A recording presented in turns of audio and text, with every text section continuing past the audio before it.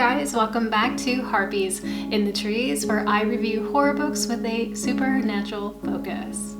So I just got a new camera, so if things look a little weird and wonky, I'm still trying to figure them out. I'm very excited though, because my camera was extremely old, and just the difference between the technology from there to this, and the new camera I got is not even like the highest or the best or anything. It's just your kind of like cheaper model, but for me it's perfect. It has a flip screen and it auto focuses while recording. Blows my mind, my old camera didn't do that. I can record now for 40 minutes versus 9 minutes at a time. And the quality is better, I think, for sure. So just so many little things. I can't believe I waited so long, but you know, cameras are expensive. So, you know, you're ready when you got the money laying around. And I don't really have the money laying around, but I was really fed up with that. So I took a dive on that one. I'm really excited because today I'm going to be talking to you about the Plague Stones. I love this cover.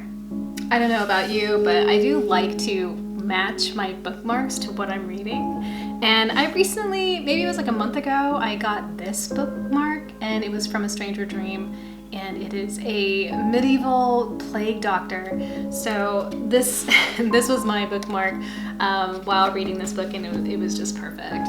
Just a little update, I did make a post on Instagram and also here on the YouTube community, but I will be interviewing Andrew Cull tomorrow. I'm really excited about this. He wrote Remains and also did a short story collection called Bones. And so I'm very happy and appreciative that he has decided to do an interview with me.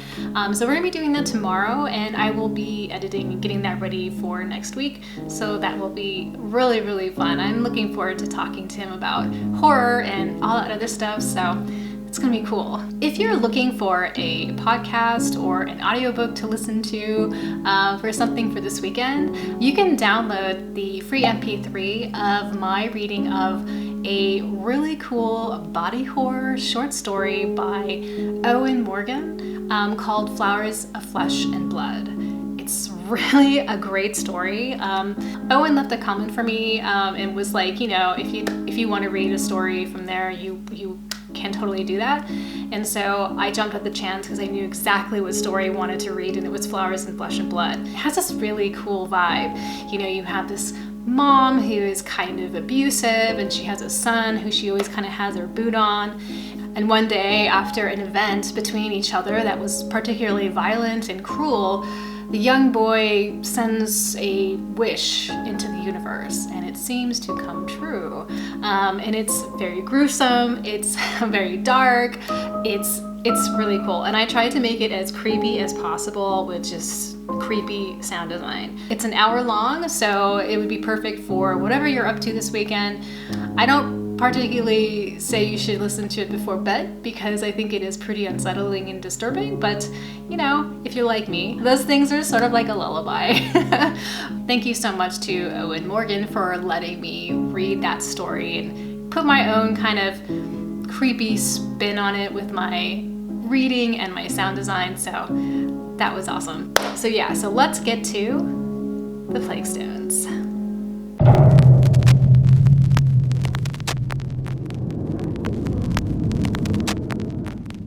So our book opens with an old woman in her deathbed.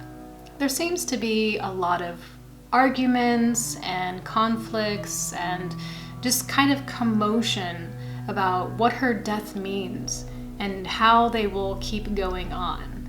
It becomes clear that this is a community of some sort, and her death is hearkening something very disturbing.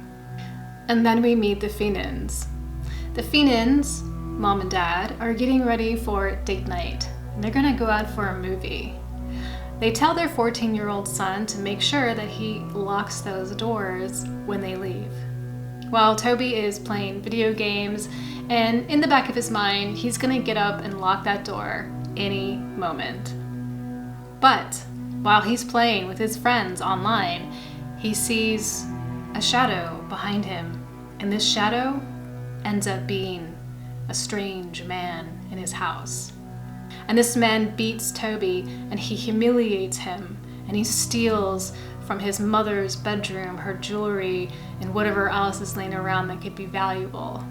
The Feenans are trying to put their life back together, and that means getting out of this bad neighborhood, trying to find a better school for Toby, and a very unique and unexpected opportunity arrives at their house in the form of a letter.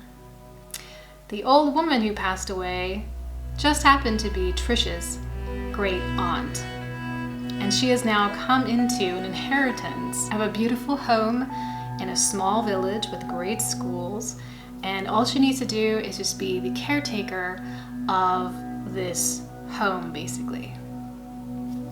So, it sounds great, but of course, it's not all that it seems to be. So, I really liked this story. It was fun to read. As soon as I started reading it, I became really interested and then just kind of inhaled it in a couple of days. It's written very well, it's easy to read, and it's fast-paced. It's telling you a story that is very interesting with some historical connections to things like medieval Europe and the Black Plague, of course, plague stones. And we even get to time jump a little bit back into the medieval era to meet a character. So that was really cool. I was very inspired to keep going so that I could find out why this is happening and how is this going to conclude. And those are the two things, and are kind of when it's hooked you in and it's a good story. It's not character driven, but it does have a lot of characters that are very relatable and interesting. And the supernatural aspect is great because it is supernatural through and through. And I really, really appreciated that. I really enjoyed the designs and the machinations of the supernatural. Like what they were doing and why they were there and why it happened. It was very, very strong and solid, and it was a very tight story. So for myself, when I was reading it, it was pretty fascinating because they're interjecting a lot of historical aspects from medieval Europe into this location and why that's important. And sometimes when you're reading horror, like the connections can be a little light maybe, or just like a little vague, but it completely embraces it. It has a story to tell, and it was a very, very cool one. It's not character driven, it's kind of more action driven, but it still, that made it pretty exciting and gave it some tension. The book is not scary. I wouldn't say it's scary, and it doesn't have a lot of atmosphere or mood, but it does have tension, and it does have moments of being quite chilling, and the story around the whole entire supernatural aspect is pretty good. I really liked it. There is a plot twist in here that I was like, I didn't think that was very necessary, even though I understood why they made it. So I think that's just going to come down to like a personal preference thing. I did like the ending. I think some people might think it was a little bit too neat, but I personally really liked it. In the back of the book, James Brogden also talks about his influences and some of the research that he did for the plague stones, and it's pretty cool. I can't tell you what it is because I think it would reveal a little bit about the story. There are also a lot of rats in this story, as you can imagine. It's about the plague.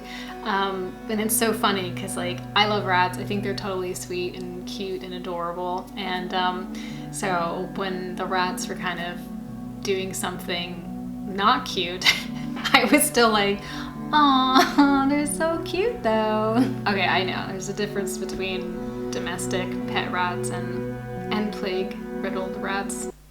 And also there's humor, so that was pretty nice. There's like some funny lines in there that really had me, snorting. It was great. So my score for this book was 85 points out of 114, which is 4 stars. It's a solid read.